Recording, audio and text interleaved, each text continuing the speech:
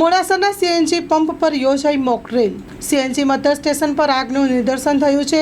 Fire વિભાગ દ્વારા આગને ઝડપી કાબૂમાં લેવા માટે હાથ ધરાયા છે પ્રયત્નો। 2 વોટર બાઉઝરથી 2 વોટર ફાઇટિંગની બુઝાવી આગ। સીએનજી ગાડીમાં પણ આગ સમયે રેસ્ક્યુ નિદર્શન કરાયું। આગમાં ઇજાગ્રસ્ત ફાયરકર્મી 108 દ્વારા ઝડપી સારવાર અર્થે ખસેડાયા હતા। ડે કલેક્ટરની રૂબરૂમાં મોડાસા ફાયર ફાઇટરની અધિકારી દ્વારા સફળ મોક ડ્રીલ યોજવામાં આવી હતી।